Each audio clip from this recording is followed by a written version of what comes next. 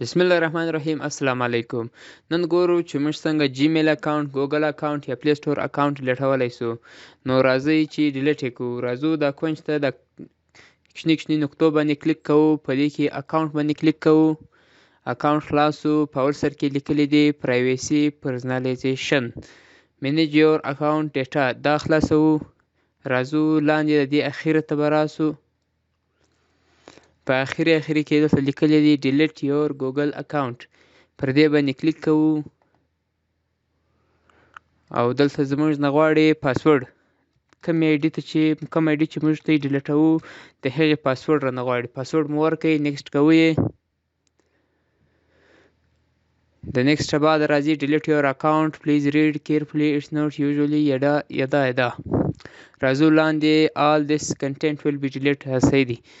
one conversation will be deleted if you have any pending. کچیر تاسو دلته یو داسې یو کار تاسو کې پیل کړی یې، د هغه چې کومه بیا ذمهواري راځي هغه پر تاسو باندې ده. نو موږ ورته وایو چې بالکل یس، دلته لاندې لیکلی دی yes I want to permanently delete this account. زه د ټول عمر دپاره دا اکاونټ ډیلیټول غواړم. ټیک مارک مو ولګوئ. راځو ډیلیټ اکاونټ باندې وهو. Your Google account and all its data have been deleted. نو دوستانو زموږ کوم ګوګل اکاونټ و، پلی سټور اکاونټ و، هغه ډیلیټ سو، نور مخته نه دی پاته. مننه.